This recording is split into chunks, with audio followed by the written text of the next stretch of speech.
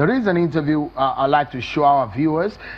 It's with the former minority leader and the former governor of Akpabio State, a member also of the APC, who feels that what has happened in the election in the Senatorial district is unlawful.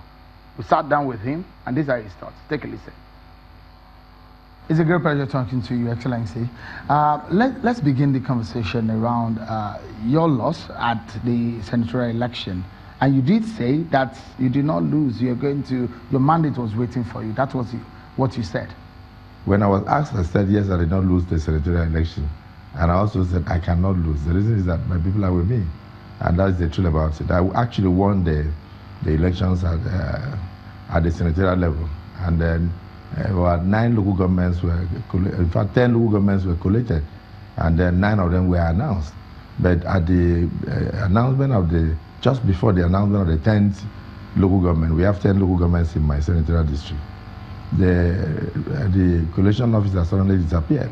I think he had a call in the INEC headquarters in Uyo, and so they waited for 5 hours and did not see him. By this time, the APC family has started jubilating all over because they knew that yes, indeed, the people voted for me overwhelmingly, despite what I may call interferences and irregularities here and there. I won, and that was the most pleasing thing to all of them. They said, in spite of all, I won. You say you won based on the figures that you have, not on what was announced by the returning officer. I haven't actually even really gone through what I heard was announced by the Resident Electoral Commissioner in Uyo, through maybe the returning officer or something. I haven't seen that. But the figures that were collated from the units, results coming from the units, and then they go through the wards, then they go through the local governments before getting to the senatorial headquarters. So everybody knew what the results were. And we actually even saw the spreadsheet of INEC showing clearly the 10 local government areas. The only local government that had problem was Oboroka local government area, where there was overvoting. And so there they had about 20-something. My opponent had 20-something thousand votes because that was actually his local government. I think they gave me 6,000 something in that local government. And so with consensus of all the agents present and all the returning officers and collation officers and the EOs, it was agreed that this was against the law. The number of votes exceeded the number of registered voters. It also exceeded the number of accredited voters. It exceeded, in fact, it was, just use the word overvoting, replete with a lot of irregularities. So that local government was cancelled.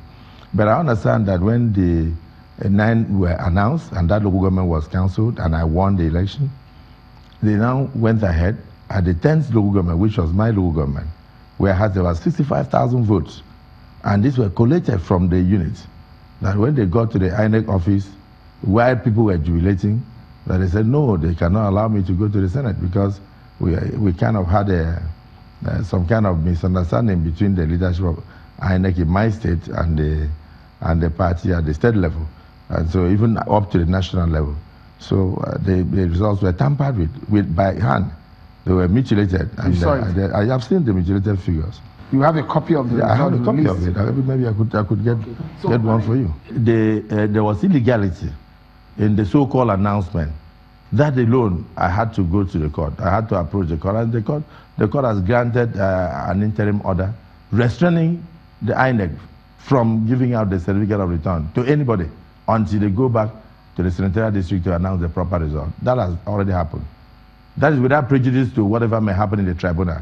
We need to, because this is like daylight robbery. If this is coming from your party, how would you feel? If you discover at the end of the day that the war against your emergence, perhaps as the Senate president, if you were re-elected into the Senate, is from your party and some members of your party, how would you feel? I will feel bad in the sense that I've not shown any interest to be Senate president. Do you want to be Senate president? I don't have such an interest. I don't have that interest to be Senate president. Should you be elected as Senate president? Would you accept? No, because there are procedures. Your colleagues have to be in tandem with your thoughts, and then there has to be a consensus around them. There has to be a meeting of minds, because in law they call it primus inter pares. Every single senator is equal, so anybody is capable of being a Senate president. So